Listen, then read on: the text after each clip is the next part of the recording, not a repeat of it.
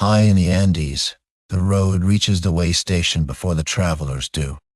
It comes over the black shoulder of the mountain as a pale line of fitted stone, disappears beneath a low wall, and enters a quiet courtyard. A llama shifts under a loosened rope. One padded foot presses into the packed earth. A woven bundle settles with a dry, fibrous sound. Dust held in wool and cord hangs close to the animal's warmth. Beyond the gate, measured footsteps are still approaching. For a few minutes, this small station is the only sheltered place on a road that seems to cross the whole night. Nothing announces an empire here. There is no throne, no gold wall, and no procession waiting at the gate. There is only the practical order of arrival. One animal brought clear of the entrance, one rope eased without tangling, one load steadied before it touches stone, and one tired person standing still long enough to recover breath. A cord rasps once through a hand. Dry grass at the roof edge stirs above the wall. The largest state in the ancient Americas becomes visible through work small enough to fit inside a courtyard. A second bundle comes through the gate and is lowered beside the first. The traveler carrying it bends slowly, not because the load is ceremonial, but because the climb has made every ordinary movement expensive. The station keeper indicates a dry place near the wall. No elaborate greeting is necessary. A hand points, another hand understands, and the entrance clears for the next animal. The mountain remains outside, while the courtyard begins to gather the separate pieces of arrival into order. The station is a tampu, often written today as tambo. Such places varied greatly, from simple roadside rooms to larger complexes tied to storage, administration, military movement, or royal travel. This night remains within a modest mountain way station. Low walls, roofed shelter, a working courtyard, and enough order for official travelers, a small caravan, and those who keep the stop ready. It is not a palace, and it does not need to imitate every tampu in the Andes. Outside the wall, the road continues in both directions. One branch climbs toward colder ground. The other falls toward valleys hidden below the cloud line. Inside, scale contracts. A handler lifts the loose end of a rope from the passage. A folded cloth is pressed against stone. The last animal clears the gate, and the doorway opens again behind it. The road holds an empire together, but the station holds the road for a few hours by giving moving bodies somewhere to stop. The entrance is narrow enough to organize movement. A person can pass easily, but a loaded llama must be guided with care. The animal's long neck clears the wall first. Its padded feet test the ground. The outer bundle passes close to the stone, then clears it. A shoulder turns. A lead rope rasps once against a rough edge and is drawn inward. Without drama, the gate slows arrival, separates road from shelter, and prevents the courtyard from becoming another piece of open mountainside. Inca doorways are often recognized by their trapezoidal form, though not every roadside structure displayed the finest imperial masonry. Regional materials and local labor shaped construction.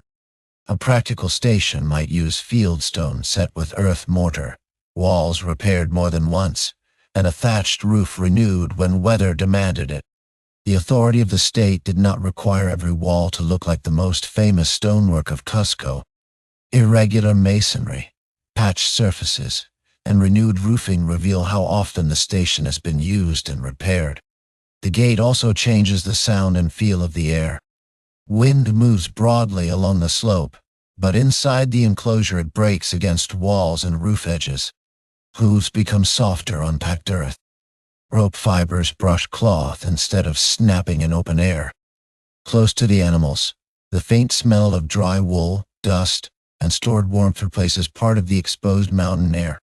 The shelter is not silent, yet its sounds are contained, and containment is one of the first forms of rest. A small household may have been responsible for maintaining a station of this kind. Some tampas were kept ready by managers who supplied travelers with water and provisions. The family arrangement at this unnamed highland stop remains beyond recovery. What can be felt is accumulated care. A swept corner, a clay jar protected from traffic, dry fuel kept beneath the roof, a loose strand of thatch noticed before it becomes a gap, and a doorway left clear for another arrival. From the entrance, the road is still visible as a lighter strip between dark grasses. Its presence changes the meaning of the wall. This is not an isolated farmstead that happens to face a path. It is a building oriented toward movement, provision, supervision, and return.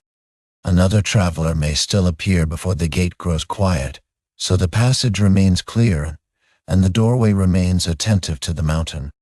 Until the last rope is clear, no one blocks the passage, and the open gate continues to divide shelter from exposed slope. The larger network is known today as the Caravan, the principal Andean road system. It was not created from an empty landscape. Inca authorities expanded, joined, standardized, and redirected routes that Andean communities had developed over many centuries. By the late 15th century, roads and associated structures connected high mountains, coastal deserts, fertile valleys, and forest edges across a territory of extraordinary length. Here, that immense network begins with a road, an animal, a wall, and a place to rest. The network is immense, but the station gives that immensity a human measure, a threshold crossed before darkness and a roof reached in time. At its maximum expansion, the network extended for more than 30,000 kilometers with associated infrastructure. The total was never one continuous pavement of identical width. Construction changed with terrain. There were stone surfaces, packed earth paths, retaining walls, stairs, drainage channels, ditches, causeways, and bridges. The system was coherent because it adapted, not because every segment looked the same. A mountain stair, a packed earth path, and a drained stone surface could all belong to the same connected system. The road carried state power, but it also carried older knowledge. Builders understood slopes, water, frost, unstable soil, and the behavior of stone. A stair, cut into a steep ascent, and a ditch placed beside a flatter stretch, solved different problems. The evening traveler notices engineering through the body. A foot finding level purchase, a wall blocking loose earth, and water directed away before it can soften the path. Engineering remains tactile. Balance improves, loose soil stays in place, and water leaves the walking surface. Use of the principal roads was regulated. Inca nobility, officials, armies, diplomatic groups, messengers, labor parties, and caravans moved through the network on state business. Ordinary movement followed local authority and obliged modern ideas of a public highway open to everyone at any time. The road was infrastructure, but it was also an institution. Its stones belonged to systems of permission, labor, accounting, and command. A traveler could depend on the road and still feel the weight of the authority that maintained it. From the courtyard, none of this appears as a map. It appears as where. Sandals have rounded one stone near the gate. A rope has polished a post. Dust from one ecological zone rests on cloth woven in another. The road's political scale becomes credible because its surfaces show repetition. An empire crosses the Andes not only through proclamations, but through millions of ordinary contacts between foot, fiber, stone, water, and load. Each worn surface carries a small part of that enormous movement into the room. Dust, polish, and wear turn command into texture, making distant authority tangible without removing the road from ordinary hands and feet. Tampas were placed along important routes to support travel. Historical and archaeological sources describe different intervals, often near a day's journey for larger lodging stations, while smaller messenger posts could stand much closer together. Distance depended on terrain, road function, and the kind of facility. A high pass could make a short measure difficult. A valley floor could make a longer one manageable. No single interval governed the whole mountain system. Travel was divided into stages that bodies and caravans could actually complete. Some tampas included enclosures, long halls, storage buildings, plazas, ritual platforms, or rooms arranged around courts. Others were much simpler. This modest station has a walled court, roofed rooms, a place for loads, access to water, and enough open ground for animals. It contains what its route and users require, and no more. Along a difficult road, usefulness could matter more than monumental scale. A traveler entering the lodging room encounters stone, thatch, packed earth, and darkness moderated by a small practical light. Rest may mean a place on the floor, a folded textile, or an arrangement shaped by status and circumstance. The greatest comfort is enclosure. Wind reduced, belongings gathered, and the road held outside until morning. The room is occupied and maintained, but it offers no modern promise of private beds or effortless warmth. The open courtyard holds activities that do not belong to one permanent room. People can sit, prepare food, redistribute loads, check ropes, and speak quietly. Animals remain close enough to supervise without becoming household pets. The court belongs to several temporary needs at once. Most of its users will leave, so order is practical rather than permanent. Clear paths remain between bodies, animals, bundles, and the doorway. Room, court, gate, and wall work together, each holding a different part of the short interval between arrival and sleep. The Tampu manager's work is easy to overlook because success appears as absence. No empty water vessel, no blocked doorway, no roof failure, no confusion about where a caravan can settle. The station seems quiet because labor has already shaped it. A repaired wall, a swept corner, and a bundle of dry fuel are readiness itself. Earlier work has removed the reasons for urgent movement. Llamas were central to movement across the Inca state. They carried goods through environments where wheeled transport and large draft animals did not organize travel. Their loads connected coast, highland, and forest margins. Food, textiles, tools, raw materials, and other supplies moved through chains of people, animals, roads, and storage places. Their importance is felt here through weight and coordination. Every balanced bundle and loosened knot belongs to the economic life of the road. The caravan arriving tonight is small enough to fit the station. Larger groups could number far beyond what one courtyard could contain, but not every movement involved thousands of animals. With only a few llamas, each task remains distinct. A load must stay balanced. A loose rope can rub. A shifted bundle can pull against the animal's side. Travel has not truly stopped until the weight has been removed without injury or damage. A handler approaches from the side, not directly into the animal's face. Fingers test the tension of a woven cord. One knot is eased. The load remains supported until another person is ready. Cloth, rope, and bundle descend together. The sequence is slow because haste can damage goods, frighten an animal, or twist a shoulder. Care's visible in timing. The second person's readiness is as important as the knot, because unloading is a shared physical sequence. Once unburdened, the animals remain part of the station's practical order. They need space, supervision, and suitable forage or provisions according to route and season. No trace preserves the exact feeding arrangement here. The llamas stand away from the doorway while harness material is checked and the courtyard is cleared for movement. People and animals share shelter without turning the tampu into a permanent stable. A lowered head, a shift of weight, and the soft pressure of padded feet show that the animals, too, are settling after the climb. The last rope placed on the ground preserves the shape of use. Its fibers are compressed where knots have tightened, rough where weather has dried them, and darker where hands repeatedly held the same length. The Empire's transport system rests partly in such wear. A road can be surveyed in kilometers, but a journey is managed in knots. The rope gathers the long journey into a detail small enough to hold in one hand. With the loads down, the courtyard changes from arrival space to living space. Bundles are moved against the driest wall. Foot traffic leaves a clear path between gate and room.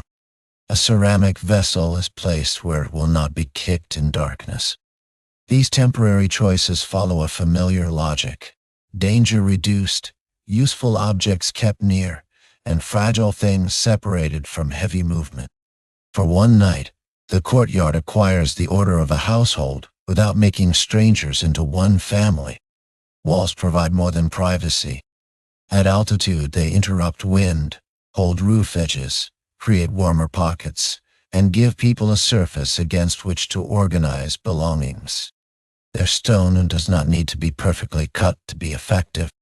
Small gaps may be filled with earth, and repairs may remain visible. Trust comes from continued maintenance rather than flawless appearance. Patchwork stone and renewed mortar show that the station has remained useful through repeated seasons. The roof follows documented Andean practice. Timber or poles support thatch renewed as organic material wears. It darkens the room and catches smoke differently from stone.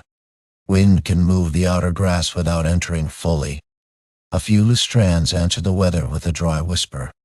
With the roof intact, smoke, warmth, and darkness gather inside a working shelter, rather than an open shell left to the sky. Beneath the thatch, smoke rises slowly, cloth loses a little of the mountain cold, and the room gathers the muted smell of grass and wool. No single room belongs equally to every traveler. Status, official function, group size, and local practice could shape accommodation. Nothing in this modest stop suggests a royal suite, and the travelers are not socially identical. A courier who pauses briefly, a caravan handler staying overnight, and an official traveling with goods do not use the station in exactly the same way. Hierarchy appears through distance, sequence, and access, while every person remains unnamed. As the courtyard settles, the wall nearest the gate receives the final movements. Someone checks that a bundle does not project into the passage.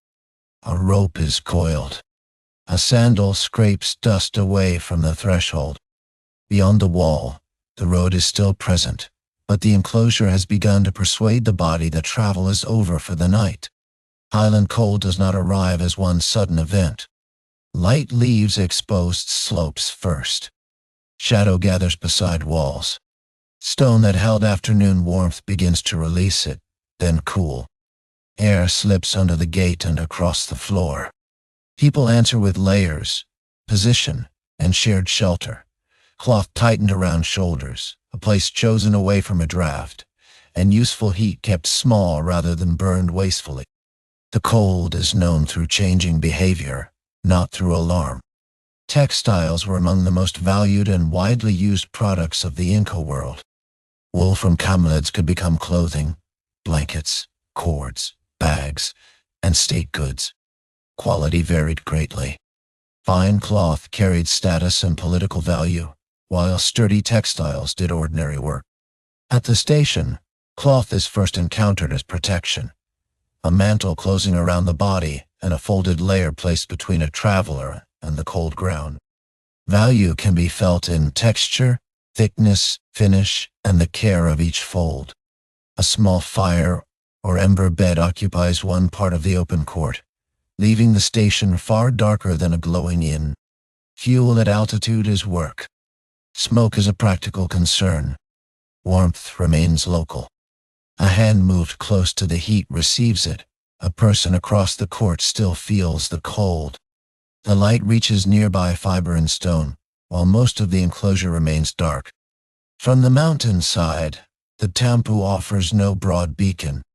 Breath may become visible in colder air, but no surviving evidence fixes the temperature of this particular evening. The body offers surer signs. Movements shorten. Conversation lowers.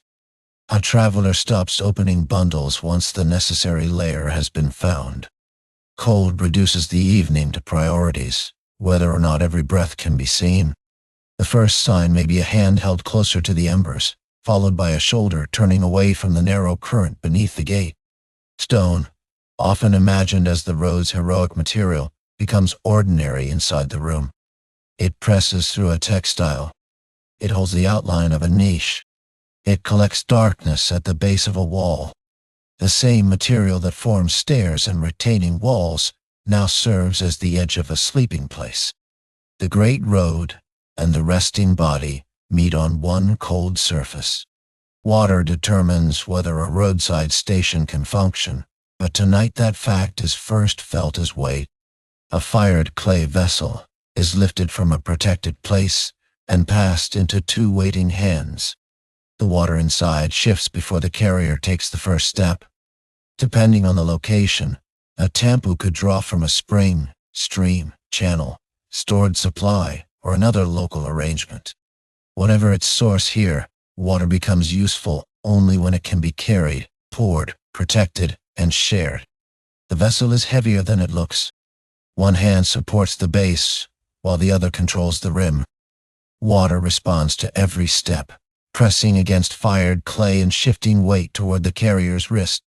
The path from storage point to courtyard is short, yet care is necessary. A spill means more than a wet floor, when replacement requires another walk into cold darkness. For a few steps, the whole station depends on the steadiness of two hands. Some water is offered first to people who have just arrived. Some may be reserved for food preparation, animals, cleaning, or morning need. No surviving rule fixes the exact shares at this stop. Allocation is visible in attention. A full vessel placed carelessly can be lost, while a smaller amount protected beside a wall can remain useful until dawn. Placement, sequence, and protection turn limited water into continued travel. Near the doorway, the packed earth remains firm. A slight fall in the courtyard leads away from the threshold, and a shallow channel gives runoff somewhere to pass when it comes. The channel is dry now, but its worn edges show repeated use. A roof edge ends beyond the entrance rather than above it. Water has been given a direction before it can soften the place where tired feet must cross. Even while empty, the channel preserves the memory of repeated flow in its worn edge and the firmer earth beside it. After drinking, the vessel is not abandoned in the center of the court. It is returned to a protected place. A dark mark remains where condensation or a small spill touched the ground. The mark will fade before morning. For now, it is one of the evening's quiet records. Water arrived, was used, and was conserved. The temporary stain remains after the hands have moved away. Roadside provision begins with quiet handling. Fiber is lifted from a bundle. A lid turns against pottery. Dry material shifts with almost no sound. What people ate varied with elevation, region, season, status. Maize, potatoes, textiles, tools, and many other goods could move through state storage. But this evening remains with preparation, enough taken for use, enough protected for the next stage. A small amount of food is brought from a storage area, or opened from a travel bundle. Dry goods are valuable because they survive movement. A container is checked before anything is removed. The sound is modest, fiber lifted, pottery touched, a portion transferred. The state economy may be large, but supper begins with someone deciding how much can be used without leaving the next stage short. Measured use connects the state storehouse system to one tired group deciding how to reach tomorrow's stage. Kolkas ranged from structures associated with small facilities to enormous groups near provincial centers. Their placement, ventilation, shape, and contents varied. A vast warehouse complex did not stand beside every temple. Here, a few protected supplies are enough. A sealed container, a recorded quantity, and the expectation of onward movement connect this small station to a much larger system of storage and redistribution. Food work remains close to the hands and close to the heat. A portion is protected from dust. Dry fiber is gathered rather than scattered across the court. What has been carried may be warmed, softened, or eaten without cooking. No recoverable recipe belongs to this evening. The ember bed gives only the heat required, then begins to fall again. Preparation and restraint leave tomorrow possible. When the eating ends, the economy becomes visible in what is saved. A vessel is closed. Dry material is wrapped. Fuel is moved away from damp ground. Nothing dramatic has occurred, yet the station has converted stored goods into rest, warmth, and renewed movement. Redistribution is felt not as a theory, but as enough provision reaching the correct place before night, and enough remaining for the road ahead. What is saved tonight becomes part of the next ascent, folded quietly into bundles that will be lifted again before the courtyard is fully warm. Not every arrival belongs to the night.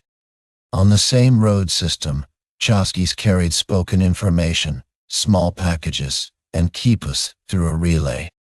Their specialized posts, chasquihuases, were generally separate from the larger lodging tampas and stood at shorter intervals. The runner does not need a room prepared here. He belongs to a faster rhythm, passing close to the way station without turning lodging and relay work into one building. A nearby relay connection brings the runner past the station only briefly, as one body within a much longer chain. His speed depends on preparation. Another runner waits ahead. The message can cross an empire because no single person must carry it from beginning to end. For a moment, quick footfalls tighten the courtyard, then the runner is already leaving. His passing leaves no long disturbance, only a brief change in breathing, posture, and attention before the slower rhythm returns. The first sign is sound. Footfalls strike a harder stretch of road, quick, measured, and not panicked. A waiting figure turns. The runner enters the edge of the light, breath controlled but visible in the body. The exchange is brief. Memory, object, and responsibility pass forward. The exact words are gone. What remains is the physical problem of moving information across mountain ridges when no single body can carry it from one end of the empire to the other.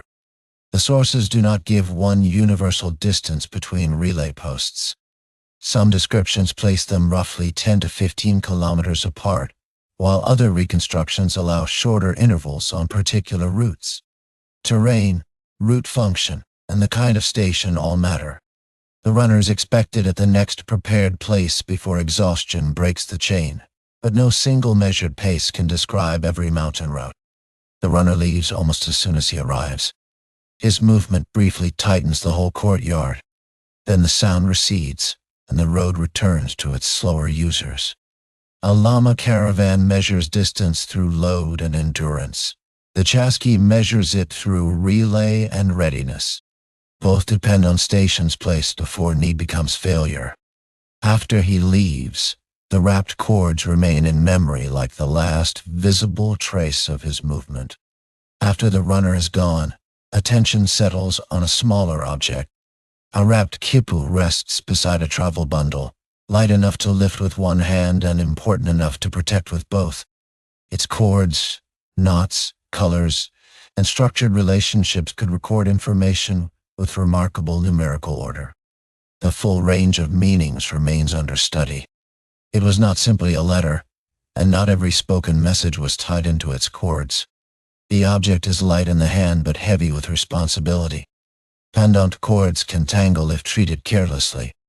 Knots must remain legible to trained officials. Moisture, dirt, and rough handling are risks.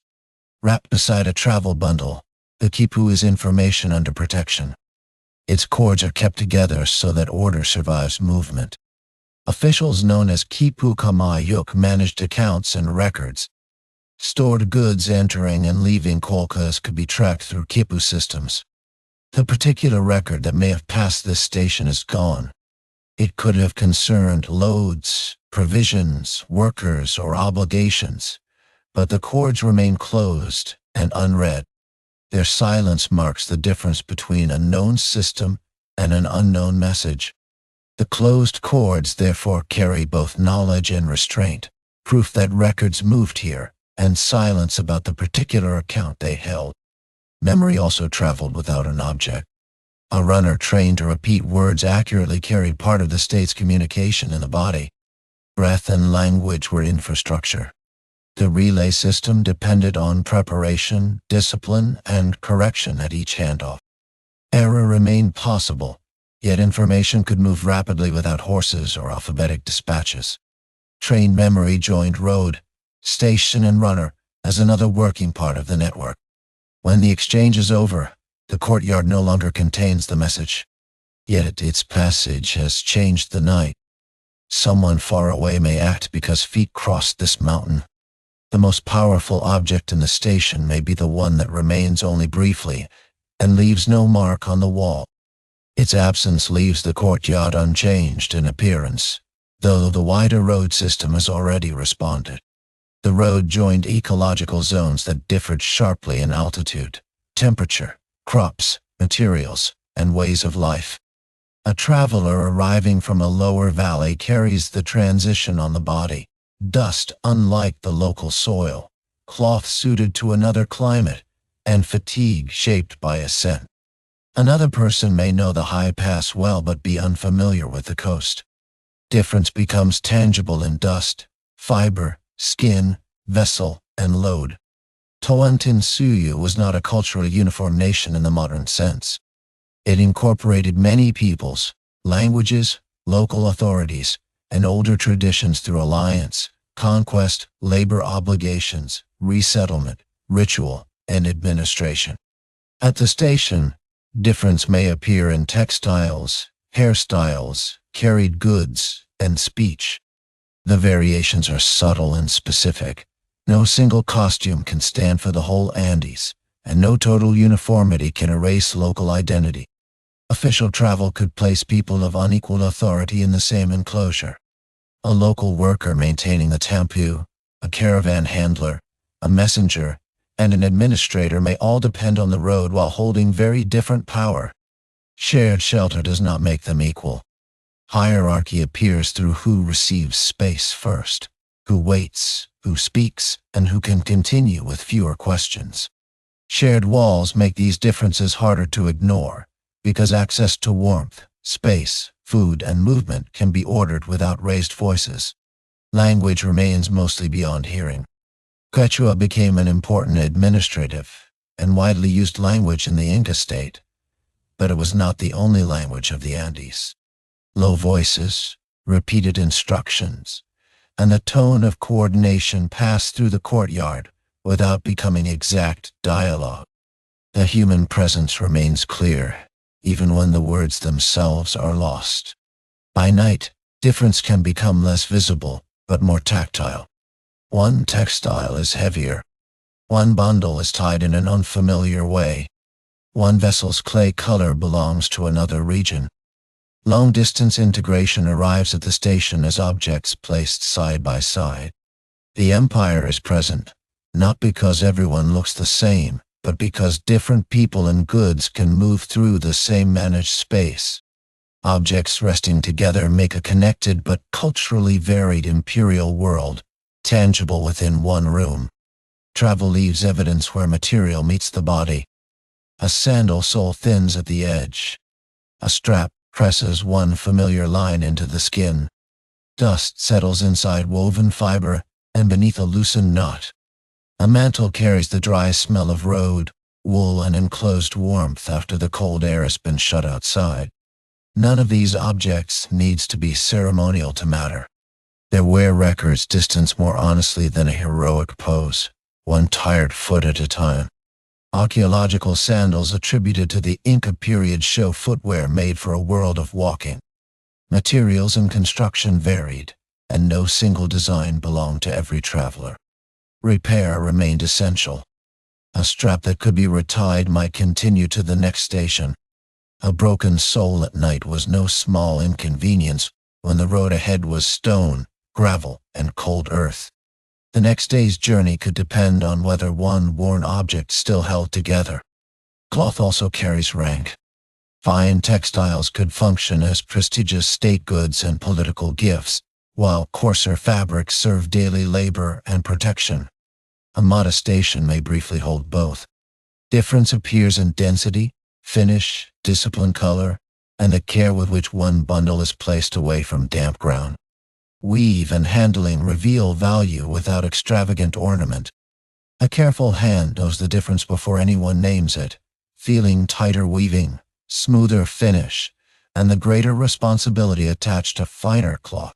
Bags, cords, and carrying cloth transform loose objects into manageable loads. Their flexibility is a kind of engineering. A woven container adapts to shape, tightens under weight, and can be folded when empty. The famous stone road depends on softer technologies. Stone alone cannot package, balance, protect, or carry what moves through the mountains. Before rest, one traveler checks the feet. Dust is brushed away. A strap is loosened where it has pressed too long. The gesture is private and practical.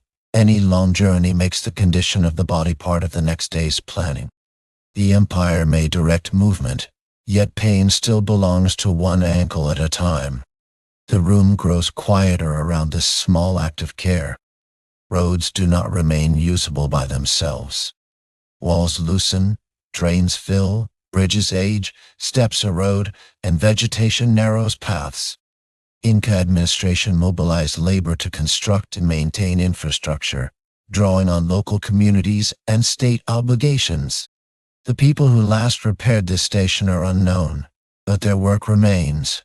A cleared ditch, renewed roof grass, and stones reset where water or feet had shifted them. Night rests upon repairs completed earlier. The term mita is often used for rotational labor obligations under the Inca state.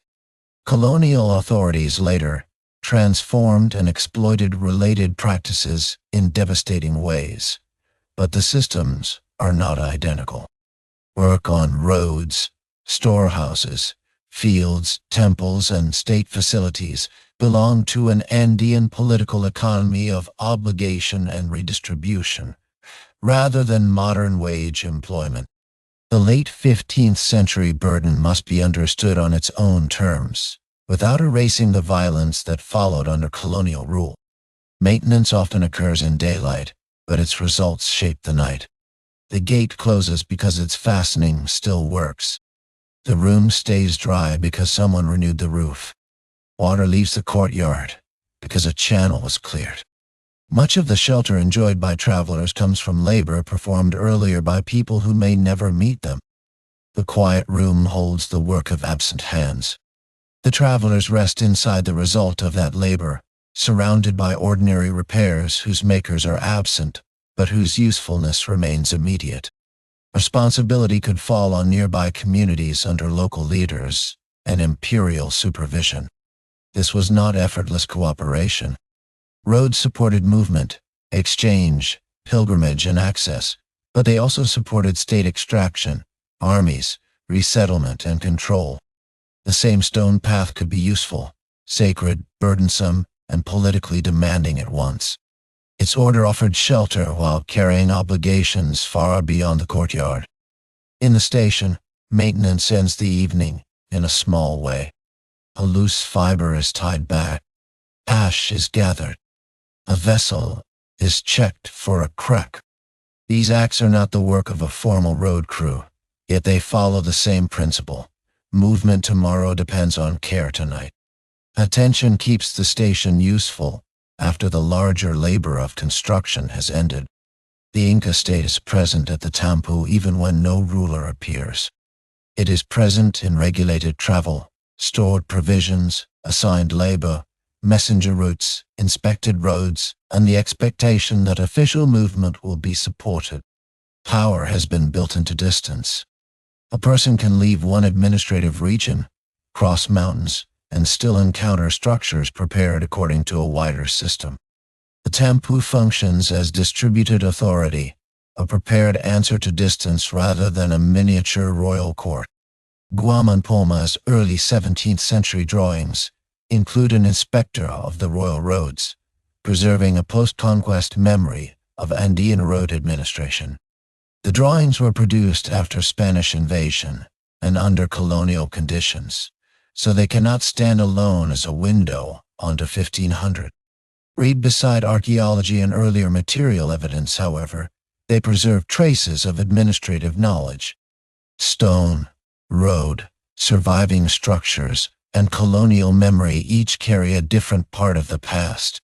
Authority may be visible in who receives space first, whose load is counted, who waits, and who can continue without explanation. No dramatic official needs to command the center of the court. Procedure itself reveals hierarchy. A calm doorway can still organize unequal access through waiting, counting, permission, and sequence. The road also linked centers of production and worship. Pilgrims, administrators, workers, soldiers, and goods could follow overlapping routes for different reasons. A tempo did not erase those purposes, it paused them. For one night, a political journey, a labor obligation, and a caravan's economic movement may occupy neighboring spaces while remaining distinct. Looking from the doorway, the empire is less visible than the mountains. States describe territory in regions, roads, and obligations. Travelers experience it as incline, cold, hunger, weight, and the distance to shelter. The tempo is where administrative scale and bodily scale meet without fully agreeing. A vast territory becomes one difficult ascent and one needed place to stop. The mountain remains physically larger than the state, yet the road makes authority persistent by placing the next obligation beyond every shelter. At some point, the gate produces no further movement. The road beyond it remains open, but darkness has made distance difficult to read. The last arrival has already found a place. Loads are settled. Animals stand quietly. The station no longer prepares for transition and begins to hold stillness. The absence of new arrivals is felt as relief, not as a threat gathering somewhere beyond the wall. The remaining tasks become quieter. A knot is checked by touch rather than sight. A container is moved closer to the wall. The fire is reduced. Someone listens for wind against the roof and decides no repair is needed tonight. Completion is made from small decisions to stop. Each finished task removes another reason for the body to remain alert after a long day of movement. Temporary companions withdraw into separate resting places. The courtyard that briefly brought different travelers together now divides them again. One group remains near its goods. Another occupies a room according to role or status. The manager's household returns to its own routines. Shared shelter does not create one family. It creates a night of coordinated proximity among people joined for a time by the road. The llamas become silhouettes against the wall. Their movement is reduced to a shift of weight, a lowered head, the faint sound of fiber, and the soft pressure of padded feet. The animals are neither scenery nor creatures with invented human thoughts. Their calm matters because the caravan's mourning depends on their condition. As they settle, the whole courtyard follows them toward stillness. A final rope settles against the ground, and the faint dry contact of fiber with earth becomes one of the last sounds in the enclosure. Inside the room, the road survives in objects. Dust lies in a sandal seam. A cord keeps the shape of a knot. A folded textile carries the smell of outside air. The travelers have stopped, but movement has not vanished. It has been stored temporarily in everything that will be lifted again. The room is paused between one day of travel and the next. Beyond the wall, the Kopapaknyan is no longer visible as a continuous line. Its direction remains in the cut slope, the grass line, the retaining wall, and the place where the ground has been shaped for passage. Darkness removes detail but not structure. The exterior is almost entirely dark, while the only warmth stays close to the inhabited wall. Elsewhere in the network, other stations are receiving, counting, feeding, repairing, waiting, or sleeping. They remain beyond sight, yet their repetition can be felt. One courtyard matters because it belongs to a chain. The same small acts continue across distances that no single traveler can see at once. The unseen chain gives depth to the darkness. Beyond every ridge, another small enclosure may be performing the same patient work. A messenger may still be running on a safer stretch. A caravan may have stopped before reaching shelter. An official group may occupy a larger temple in another valley. These possibilities widen the quiet rather than disturb it. The road holds many different nights at once, while this courtyard remains still. The network's famous scale can finally be understood without a total count. It is the distance between prepared places, repeated until mountains, deserts, and valleys become traversable. No traveler sees the whole system. Each person receives only the next segment, the next wall, the next water, and the next instruction. The road becomes comprehensible one completed stage at a time. The road in darkness offers no promise of ease. It remains steep, political, maintained through labor, and capable of carrying both provision and command. Yet tonight it has delivered tired bodies to shelter. That modest success is enough to let the mountain become quiet. Shelter is real, even within a system that could also serve extraction, control, and war. The fire has fallen to a smaller red. It no longer lights the whole court. A nearby stone holds warmth. The far wall has returned to darkness. No one adds more fuel. The ember bed contracts. The roof disappears above it, and the station becomes harder to see. The courtyard is almost still. Within the rooms, cloth settles around shoulders and beneath tired bodies. Sandals wait beside a wall. A vessel remains upright. The wrapped quipu, if one passed through this place, has already gone on with a runner. The night's most important movements are now elsewhere. What remains is the quiet evidence of care already completed. A closed bundle, a protected jar, a clear passage, and warmth held close to stone. For the travelers, tomorrow is not history. It is another ascent, another descent, another count of loads, another search for water, and another station expected before darkness. The road is not a ruin. It is obligation, direction, and the measured possibility of arrival. Tomorrow remains physical and immediate rather than dissolving into a distant history of conquest. Centuries later, surviving road segments, walls, storehouses, and place names allow the system to be studied. Andean communities also continue to live with roads, practices, and inherited traditions that did not end when imperial rule ended. The Kapak Nyan is therefore more than a vanished engineering achievement. Its material past and living relationships remain connected across the mountains. The road survives as archaeological evidence, practical route, cultural inheritance, and remembered connection rather than as a line belonging only to the dead. Inside the wall, people and animals rest. Outside it, the pale road has disappeared into the mountain, though its direction remains certain. Nothing more needs to arrive. Nothing more needs to be explained. For a few hours, the empire is no larger than a quiet courtyard, a closed bundle, and one last warmth held in stone.